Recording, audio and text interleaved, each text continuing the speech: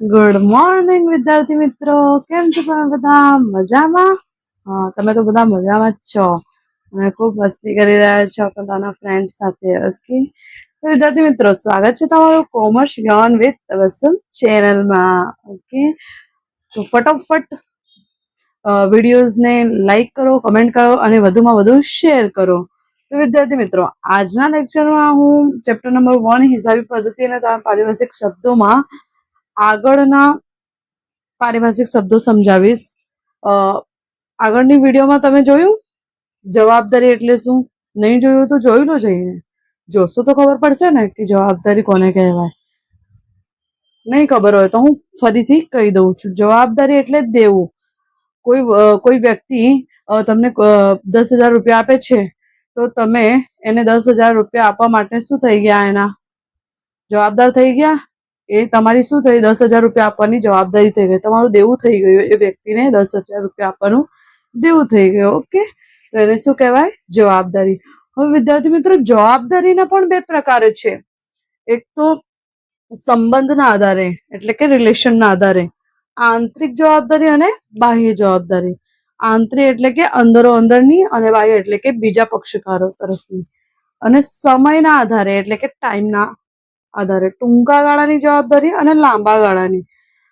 આમાં આંતરિક જે જવાબદારી છે જે એના બે પ્રકાર છે, ટૂંકા ગાળાની અને લાંબા ગાળાની.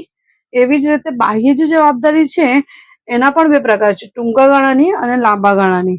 સૌથી પહેલા આપણે સમજીએ સંબંધના આધારે જે જવાબદારી છે, આંતરિક જવાબદારી અને બાહ્ય જવાબદારી એ છે શું એ સમજીએ. આંતરિક જવાબદારી એટલે કે માલિક પ્રત્યેની જવાબદારી. માલિક પ્રત્યેની. વિદ્યાર્થી મિત્રો, આગળના વિડીયોમાં હું ભણાવી હતી કે ધંધો અને એનો માલિક આ બંને એક જ નથી. ધંધો અલગ છે અને માલિક અલગ છે. જો ધંધામાંથી માલિક પોતાના અંગત વપરાશ માટે કોઈ વસ્તુ, કોઈ માલ, કોઈ મિલકત કે નાણાં લઈ જાય છે, રોકડ લઈ જાય છે, તો માલિકે ધંધાને એ નાણાં પછી ચૂકવવા પડશે, કાં તો એના ઉપર વ્યાજ આપવું પડશે. ઓકે, એવી જ રીતે ધંધો માલિકની શું લે છે? મૂડી લે છે. એમાં રોકડ, માલ, મિલકત એ બધું આવી ગયું. તો ધંધાએ માલિકને શું આપવું પડશે? મૂડી પર વ્યાજ આપવું પડશે. તો વિદ્યાર્થી મિત્રો, એ વાત તમને ખબર પડી કે ધંધો અને માલિક બંને અલગ અલગ વસ્તુ છે. ઓકે, તો માલિક પ્રત્યેની જવાબદારી એટલે કે માલિકે ધંધામાંથી 1 લાખ રૂપિયા લીધા હોય પોતાના વિદ્યાર્થીનું એડમિશન કરાવવા માટે, તો આ જે જવાબદારી થઈ ધંધાને માલિકની, એ જે માલિકને ધંધાને આપવાનું છે 1 લાખ રૂપિયા, આ જે જવાબદારી થઈ, આ જવાબદારીને આપણે શું કહીશું? આંતરિક જવાબદારી. જે ધંધા અને માલિક અથવા એના ધંધાના જે કર્મચારીઓ છે એના પ્રત્યેની જે જવાબદારી કહેવામાં આવે છે એને આંતરિક જવાબદારી કહેવામાં આવે છે. ઓકે, સમજણ પડી? બાહ્ય જવાબદારી શું લખ્યું છે? ત્રાહિત પક્ષકાર પ્રત્યેની જવાબદારી. ત્રાહિત પક્ષકાર એટલે કે બીજા લોકો. તમારો ધંધો છે સપોઝ, અને તમે માલ ખરીદો છો. કોના પાસેથી માલ ખરીદો છો? તો વેપારી પાસેથી. તો વેપારી તમને માલ આપે છે, તો વેપારી એ કોણ થઈ ગયું? ત્રાહિત પક્ષકાર થઈ ગયું. અને તમારી કોઈ કંપની છે અને તમારી કંપનીમાં કેટલાક લોકો છે રોકાણકારો જે ઇન્વેસ્ટ કરે છે. શેર માર્કેટનું નામ સાંભળ્યું છે? એવી જ રીતે થાય છે. તમે કોઈ કંપનીને રૂપિયા નાણાં આપો અને એના બદલામાં એ તમને શેર, એક સર્ટિફિકેટ આપે છે. જો એ કંપની ગ્રોથ કરશે તો તમે જે નાણાં આપ્યા છો એ પણ વધશે. આજે તો બહુ ટ્રેન્ડ ચાલી રહ્યું છે શેર માર્કેટનું. તો વિદ્યાર્થી મિત્રો, ત્રાહિત પક્ષકાર જે તમને નાણાં આપે છે, તમારો ધંધો શરૂ કરવા માટે કોઈ તમારા ફ્રેન્ડે આપ્યું હોય, બેંકે લોન આપી હોય, તો એ બધી જવાબદારી કેવી જવાબદારી છે? ત્રાહિત પક્ષકાર પ્રત્યેની. ધંધાની ત્રાહિત પક્ષકાર પ્રત્યેની જે જવાબદારી છે એને બાહ્ય જવાબદારી કહેવાશે. ધંધાને બેંકે લોન આપી છે તો ધંધાએ બેંક લોનનું વ્યાજ આપવું પડશે અને એની મૂડી પણ આપવી પડશે. અને કોઈ રોકાણકારે તમારા ધંધામાં જેમ કે લેણદાર છે કે તમને માલ આપે છે તો તમને એ માલના રૂપિયા આપવાની ધંધાની શું છે? જવાબદારી છે. તો આ જવાબદારીને શું કહેવાય? બાહ્ય જવાબદારી. ટૂંકમાં કેવું હોય તો ધંધો અને માલિક એ અલગ વ્યક્તિ તરીકે ઓળખાય છે. બંને અલગ અલગ છે. ધંધાના માલિક દ્વારા જ્યારે મૂડી પૂરી પાડવામાં આવે છે ત્યારે તે ધંધાની આંતરિક જવાબદારી બને છે. મેં કીધું ને કે ધંધાને માલિક જે મૂડી આપે છે તો ધંધાએ પણ એ મૂડીના બદલામાં એને કશું આપવું પડશે. મૂડી પર વ્યાજ આપવું પડશે. કેમ કે ધંધો અને માલિક એ બંને અલગ અલગ છે, એક જ નથી, અલગ અલગ છે. ઓકે.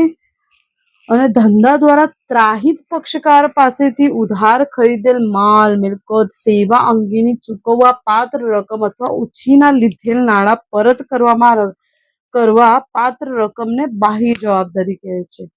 એટલે કે તમે બીજા લોકો પાસેથી કોઈ નાણું લીધું હોય કે રોકડ લીધી હોય, માલ લીધું હોય, મિલકત લીધું હોય તો એ જવાબદારીને શું કહેવાશે?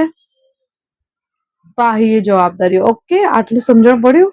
જો ના સમજાતું હોય તો તમે કમેન્ટ બોક્સમાં મને જણાવો, અને સમજણ પડે છે તો લાઈક કરો, કમેન્ટ કરો, શેર કરો અને વધુમાં વધુ મારી વિડીયોને નિહાળો. અને સાથે સાથે નોટબુક પણ રાખો. હું જે સમજાવું છું એ લખો. કેમ કે લખશો તો તમને, જેમ કે તમે 2 કલાક પછી ભૂલી ગયા કે હું શું ભણ્યું હતું, તો તમે લખેલું વાંચી શકો છો. કહેવામાં આવે છે ને કે લખાયેલું વંચાય છે. તો તમે વધારે ને વધારે પુનરાવર્તન કરી શકો એ માટે તમને લખવું પણ જરૂરી છે. હવે આપણે આગળના પોઈન્ટમાં જઈએ. હવે છે સમયના આધારે ધંધાની જવાબદારી. સમયનું નામ સાંભળતા જ તમને ખબર પડી જશે કે સમય કોને કહેવાય. સમયના આધારે ધંધાની જવાબદારી. તો ચાલુ જવાબદારી, એનું બીજું નામ છે ટૂંકા ગાળાની જવાબદારી. 1 વર્ષ કરતા ઓછા સમયમાં ચૂકવવાની જવાબદારી. 1 વર્ષ એટલે કે 12 માસ, 12 મહિનાના સમયગાળા કરતા ઓછા સમયગાળામાં જે જવાબદારી ચૂકવવામાં આવે છે એને ટૂંકા ગાળાની જવાબદારી અથવા ચાલુ જવાબદારી કહે છે. એના કેટલાક ઉદાહરણ છે. ઉધાર ખરીદેલ માલ. તમે કોઈ માલ ખરીદો છો, એ કોઈ 1 વર્ષ કરતા વધુ સમય માટે ના હોઈ શકે. 1 વર્ષ કરતા ઓછા સમય માટે તમે કોઈ પણ માલ ખરીદી શકો. ઉધાર. ભાડું ચૂકવવાનું બાકી છે તો ભાડું પણ 1-2 મહિનાનું હોય, કોઈ 1-2 વર્ષનું ના હોય. એટલે કે 1 વર્ષ ઓછા સમયગાળામાં ભાડું ચૂકવવાનું હોય છે. ફર્નિચરની ઉધાર ખરીદી. તમે કોઈ ફર્નિચર ઉધાર ખરીદો છો તો શું એના નાણાં 1 વર્ષ કે 2 વર્ષ પછી આપશો? ના, 1 વર્ષ કરતા ઓછા સમયમાં તમે એનું નાણું ચૂકવી દેશો. એટલે જ એને શું કહેવાય છે? ચાલુ જવાબદારી કાં તો ટૂંકા ગાળાની જવાબદારી. સમજણ પડી? ઉધાર ખરીદેલ માલ. તમે કોઈ માલ પોતાના ધંધા માટે ખરીદો છો તો તમને એના નાણાં 1 વર્ષ કરતા ઓછા સમયમાં ચૂકવવું પડશે. એવી જ રીતે ભાડું તમે 1, 2 કે 3 કે 5 મહિનાનું ભાડું બાકી રાખી શકો છો. કોઈ 1-2 વર્ષનું ના રાખી શકો. એટલે કે 1 વર્ષ કરતા ઓછા સમયગાળાનું જે ભાડું હોય છે, 5 મહિનાનું, 6 મહિનાનું, એ તમે 1 વર્ષ કરતા ઓછા સમયમાં ચૂકવવાનું હોય છે. એને શું કહેવાય? ટૂંકા ગાળાની. ફર્નિચરની ઉધાર ખરીદી. તમે કોઈ ફર્નિચર ખરીદો તો 1 મહિના, 2 મહિના, 3 મહિના, 4 મહિના, આટલા મહિના લાગે, પણ તમે 1 વર્ષ કરતા વધારે સમય ના લાગવું જોઈએ. 1 વર્ષ કરતા ઓછું સમય લાગે છે તો એને શું કહેવાય? ટૂંકા ગાળાની જવાબદારી, ચાલુ જવાબદારી. ઓકે, સમજણ પડી? ઓકે. હવે છે સમયના આધારે બીજી બિનચાલુ જવાબદારી, એટલે કે લાંબા ગાળાની જવાબદારી. Long term liability. અંગ્રેજીમાં શું કહેવાય? Long term liability. 1 વર્ષ કરતા વધુ. આનાથી વિરુદ્ધ જે 1 વર્ષ કરતા વધુ સમયગાળાની જવાબદારી હોય છે એને કઈ જવાબદારી કહેવાય? બિનચાલુ જવાબદારી અથવા લાંબા ગાળાની જવાબદારી, એટલે કે લોંગ ટર્મ લાયબિલિટી. એના કેટલાક ઉદાહરણ આપેલા છે, એ આપણે જોઈએ. બિનચાલુ જવાબદારીના ઉદાહરણ: બેંક લોન. તમે બેંક પાસેથી લોન લો છો તો એ કોઈ 1 વર્ષ કરતા ઓછા સમયની ના હોઈ શકે. 1 વર્ષ, 2 વર્ષ, 3 વર્ષ, 4 વર્ષ, 5 વર્ષ, 10 વર્ષ, 20 વર્ષ, એટલા સમયગાળાની હોય છે. તો શોર્ટમાં સમજાય છે ને કે 1 વર્ષ કરતા વધુ સમયગાળાની જે જવાબદારી છે એ બિનચાલુ જવાબદારી છે. એવી જ રીતે ડિબેન્ચરનું નામ તમે સાંભળ્યું ન હોય, પણ ડિબેન્ચર એક સર્ટિફિકેટ છે. કંપનીને જ્યારે નાણાંની જરૂરત પડે છે તો એ લોકો પાસેથી નાણાં મેળવે છે. એના બદલામાં એ કોઈ પ્રૂફ તો આપશે ને. તમે એમને એમ કોઈ રૂપિયા આપી શકો? ના આપી શકો ને. એના બદલામાં તમને કોઈ પ્રૂફ તો હોવું જોઈએ ને કે હા મેં આ કંપનીને નાણાં આપ્યા છે, કે રોકાણ કર્યું છે, કે ઇન્વેસ્ટમેન્ટ કર્યું છે. તો એ તમને સર્ટિફિકેટ, ડિબેન્ચરનું એક સર્ટિફિકેટ આપે છે.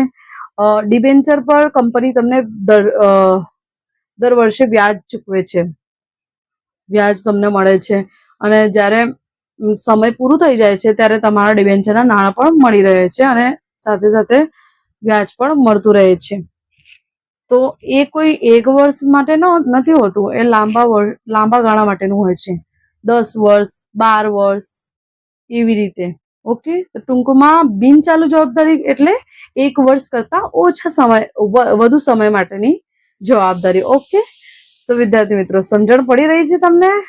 Okay, very good. કેવું લાગ્યું મારું લેક્ચર આજનું? જો સારું લાગ્યું હોય તો તમે મને કમેન્ટમાં સારી કમેન્ટ કરીને જણાવો કે હા મેમ તમે બહુ સારી રીતે એક્સપ્લેન કરી રહ્યા છો. અને જો તમને નથી સમજાતું તો પણ તમે મને કહો કે તમને કયું પોઈન્ટ નથી સમજાતું, તો હું તમને ફરીથી એ વસ્તુ સમજાવી શકું, ફરીથી એ વિડીયો બનાવીને ફરીથી તમને સમજાવી શકું. જો વિદ્યાર્થી મિત્રો તમે મારી સાથે આવી જ રીતે જોડાયા રહેશો અને મારી વિડીયોઝને વધુમાં વધુ શેર કરશો, લાઈક કરશો, કમેન્ટ કરશો, તો હું એનાથી પ્રોત્સાહિત થઈને તમારા માટે વધારે ને વધારે વિડીયોઝ બનાવી અને વધારે ને વધારે સારી રીતે એક્સપ્લેન કરવાની મારી 100% ટ્રાય કરીશ. ઓકે, તો ફરી મળીશું. Good bye.